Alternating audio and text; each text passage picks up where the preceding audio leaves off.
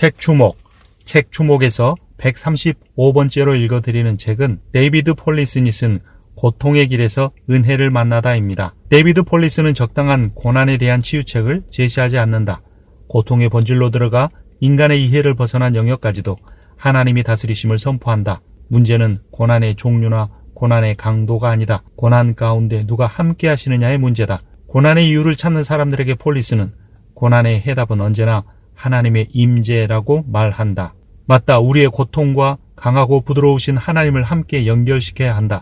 그 하나님은 우리의 고통 속에서 우리와 함께 계시며 우리의 고통은 하나님 안에서 의미와 목적이 있다. 오 주님, 우리는 이 덧없는 삶에서 고난, 슬픔, 결핍, 질병 그리고 다른 모든 역경 속에 있는 이들을 위로하시고 구원하시는 당신의 선함을 겸손하게 구합니다. 욥과 그의 아내 그리고 세 친구들은 인생이 짧고 걱정이 가득하다는 것과 하나님의 손이 우리의 고난에 밀접하게 관여하고 있다는 두 사실에 동의했다. 하지만 그들이 욥이 겪는 고난의 원인을 규명하려 했지만 어느 누구도 그 뒤에 깔린 우주적 드라마의 배경을 이해하지 못했다. 그들은 하나님의 뜻에 대해 논쟁을 벌였지만 아무도 하나님이 인간의 이해를 넘어서는 선한 목적을 가지고 계시다는 것과 욥을 벌하시는 것이 아니라는 것을 이해하지 못했다. 누구도 욥이 진실된 사람이며 하나님을 알아가는 과정 중에 있음을 알지 못했다. 우리가 겪는 고난은 여전히 우리를 혼란 속에 빠뜨린다. 왜 이런 일이 나에게 일어나는 것인가? 하나님은 어디에 계시는가? 도대체 무엇을 하고 계시는 것인가? 믿음은 무엇인가? 주님은 어떻게 나타나시는 건가? 왜 인생의 여정은 이리도 험난한 것인가? 욥은 이렇게 고백했다.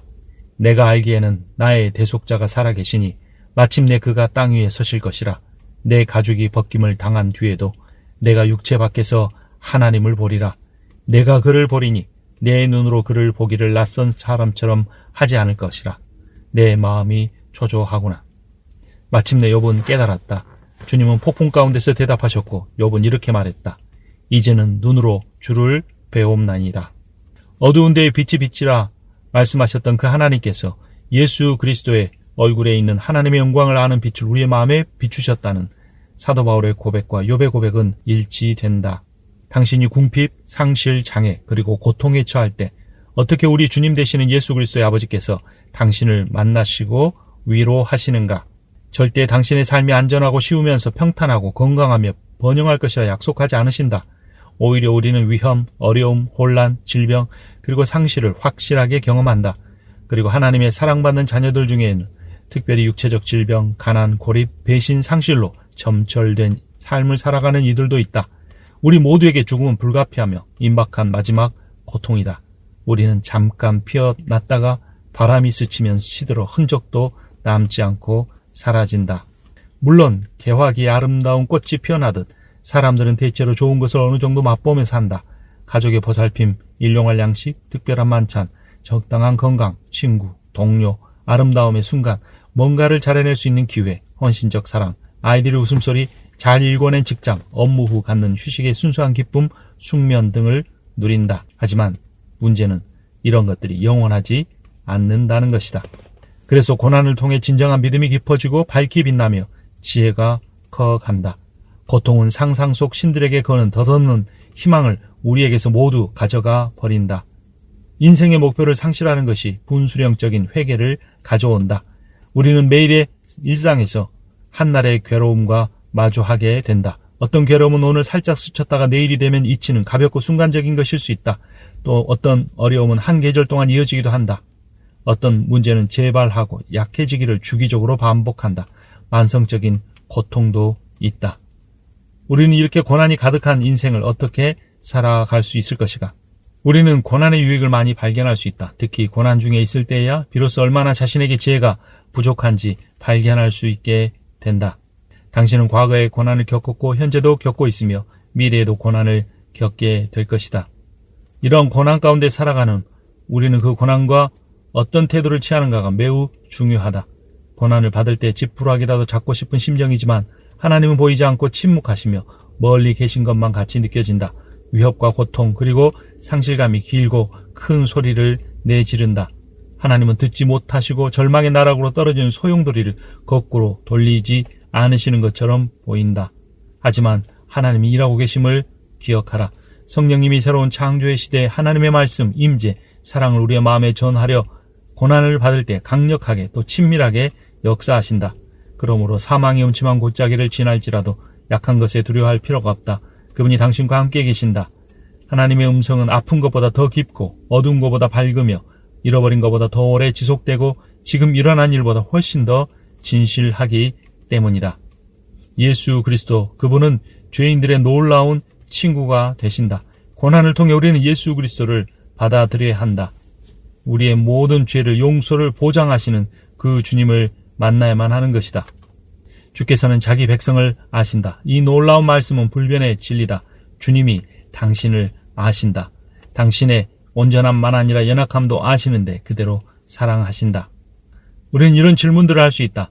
하나님의 말씀은 죽음의 의미, 그 앞에서 느끼는 절망, 목적과 무의미함, 선과 악, 사랑과 증오, 신뢰와 두려움, 진리와 거짓에 대한 모든 질문을 다룬다. 자비가 죄의 매듭을 풀어낼 수 있을까? 공의가 억압을 해소할 수 있을까? 고통, 상실감, 약함은 더 이상 세상의 끝이 아닐 뿐더러 희망을 죽이지 못한다. 당신이 죽어가는 모든 것은 그러나 당신이 죽을 때 함께 죽는다. 그러므로 그리스도의 생명과 사랑 안으로 들어오라. 그러면 모든 고난과 상실이 진정한 소망으로 깨어나고 힘을 얻게 하는 맥락으로 자리 잡게 될 것이다. 그리스도인이 되는 것은 온종일 점점 더 밝게 빛나는 새벽빛과 같은 길을 걷는 것이다. 우리는 진정한 고국을 찾아 헤매는 피난민, 이민자, 노숙자, 난민, 지친 여행자, 이방인, 그리고 방랑자들이다. 당신 스스로를 도울 수 없기 때문에 당신의 염려를 당신을 돌보시는 하나님께 맡겨야만 한다. 예수님은 말씀하셨다. 심령이 가난한 자는 복이 있나니. 가난한 이란 형용사는 피난민과 거지들에게 붙는 수식어였다. 하나님은 고통받는 자들의 고난을 모른 척하지 않으신 선하신 분이시다. 우리가 이 고통을 가져가 달라고 간구하지만 하나님은 나의 은혜가 너에게 족하다. 이는 나의 능력이 약한 데서 온전하의 짐이라 라고 말씀하신다. 바울도 고백했다. 내가 약한 그때 주님이 강하심이라. 주님 말씀하신다. 두려워 말라. 내가 너와 함께함이니 놀라지 말라. 나는 너의 하나님이며 여전히 너를 도울 것이다. 어느 정도까지의 두려움과 놀람은 자연스러운 반응이다. 하지만 괴로움과 불안이 무신론의 수준에 이르면 문제가 발생한다. 하나님을 붙들고 있지 않다는 증거가 되기 때문이다. 하나님은 절대 금욕적으로 살라고 명하지 않으셨다. 어떤 사람은 삶에서 뒷걸음질 치며 상처받는 것이 너무나 두려워 극심한 자기 보호의 껍데기 안으로 파고 들어간다. 어떤 이들은 고통을 피하기 위하여 유흥과 오락, 음식, 술, 그리고 마약을 거짓 피난처로 삼는다. 예수님과 시편 기자들이 그랬듯 정직하게 자신의 약점과 고통을 마주해야 한다. 정직함은 두려움과 놀람에서 생기는 무게를 느끼게 한다. 상처가 될 만한 일을 겪으면 아픈 것은 당연하다. 문제는 우리가 고난에 집착하고 강박적으로 이를 피하려고 할 때 하나님을 자신과 무관한 존재로 제쳐두게 된다는 것이다. 하나님은 지금 당장 우리를 짓누르고 있는 것들에 비해 좀 더 가볍고 거리가 먼 막연한 곳에 거한다고 생각한다. 혹은 우리는 눈에 들기만 하면 마법처럼 모든 일을 해결해 주시는 거짓신을 만들고 있을 수도 있다. 고통이 불안, 불행, 괴로움을 만드는 것은 자연스러운 현상이지만 이로 인해 우리 마음이 일탈로 이어지기 때문에 종종 불신과 우상숭배라는 좋지 않은 반응을 촉발시킨다. 예수님이 심각한 고난을 겪을 때 가지셨던 의식, 동기, 감정, 말씀, 그리고 행위의 패턴을 잘 기억하고 묵상하고 자신의 삶으로 적용하라. 예수님의 고통의 극에 달했을 때 주님은 말씀하셨다. 나의 하나님, 나의 하나님, 어찌하여 나를 버리셨나이까? 저들을 사하여 주옵소서. 자기들이 하는 것을 알지 못함이니이다. 아버지, 내 영혼을 아버지 손에 부탁하나이다. 오늘 네가 나와 함께 낙원에 있으리라. 여자여 보소서 아들이니라. 보라, 내 어머니라. 내가 목마르다. 다 이루었다. 예수님은 다 이루지 못하셨다. 실패하셨다. 고난 중에 죽으셨다. 하나님께조차 버림받으셨다. 하지만 그 극단적인 상황 속에서 예수 그리스도는 하나님을 신뢰할 수 있었기 때문에 부활을 소망하며 죽음의 길로 걸어 들어갈 수 있었다. 즉 하나님께 버림받았지만 하나님을 끝까지 붙잡았기에 그분은 혼자가 아니셨다. 당신도 혼자가 아니다. 무슨 일이 벌어지든 당신은 절대로 하나님으로부터 버림받지도 않고 무시당하지도 않을 것이다. 우리 속에 내재하는 죄는 심각한 고난의 한 가지 형태이다. 어떤 죄와 여전히 씨름하고 있는가? 하나님을 잊어버리고 삶의 중심이 나인 것처럼 살아가고 있는가? 종교적 강박에 사로잡혀 인간애가 말라버렸는가? 자기 방어적이고 자기 주장이 강한 교만함을 가지고 있는가? 게으르고 의욕이 넘치거나 혹은 이 둘 사이에 왔다 갔다 하는가? 화를 잘 내고 판단하며 불평을 늘어놓는가? 부도덕한 충동이나 판타지에 몰입하는가? 돈, 음식, 오락에 집착하는가? 당신에 대한 다른 사람들의 평가를 두려워하는가? 다른 사람들이 갖고 있는 좋은 것들을 질투하는가? 당신의 이미지를 만들기 위해 반쪽짜리 진리로 참된 진리를 가리는가? 영양가 있고 건설적이며 은혜로운 지혜의 말 대신 공허하고 파괴적인 말들을 내뱉는가? 어쩌면 당신은 7대 죄악, 교만, 시기, 분노, 나태, 탐욕, 탐식, 정욕에 물들어 있을지 모른다. 하지만 기억하라. 우리의 아버지 하나님은 매일 아침마다 새롭게 우리의 머리카락 수보다 더 많이 우리를 사랑하신다. 그분은 선하시며 선한 일을 행하신다. 우리를 사랑하시기로 선택하셨다. 그리고 우리 역시 그분이 구출하여 입양한 길거리 아이들처럼 그분을 진심으로 사랑한다. 우리는 미완성이고 준비 단계에 있으며 비어있으며 뒤죽박죽이기에 모든 매듭을 푸시고 헐거워진 것들을 단단히 묶을 수 있는 그분에게 부르짖어한다. 그분이 말씀하신다. 너는 나의 것이다. 마음을 단단히 먹어라. 내가 시작한 일을 완성할 것이다.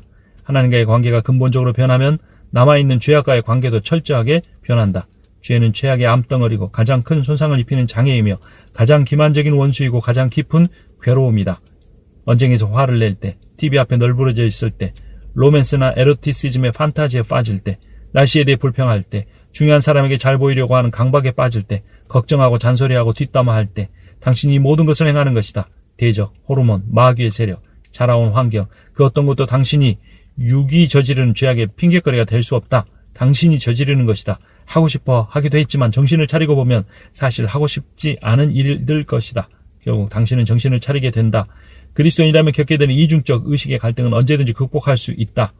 주님께 돌아오라. 주님을 의지하라. 주님을 간절히 찾으라. 승리하는 주님의 자비와 선하심에 대한 사랑을 고백하는 동시에 죄의 어두운 세력을 고백하라. 사탄은 우리의 죄를 가지고 교묘하게 행하는 거짓말쟁이이자 미혹자다. 그러나 우리는 하나님께 속하고 우리가 참된 자 곧 그의 아들 예수 그리스도 안에 있는 것이니 그 하나님이 참 평안과 영생을 우리에게 반드시 베풀어 주실 것이다.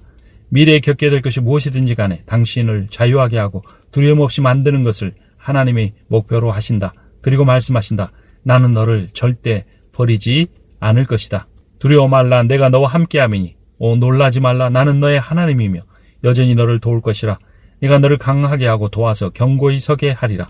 나의 의롭고 전능한 손으로 너를 붙들리라. 모든 지옥이 그 영혼을 흔들려고 했을지라도 나는 결코 너를 버리지 않으리라. 나는 절대 그를 원수 속에 내버려 두지 않으리라.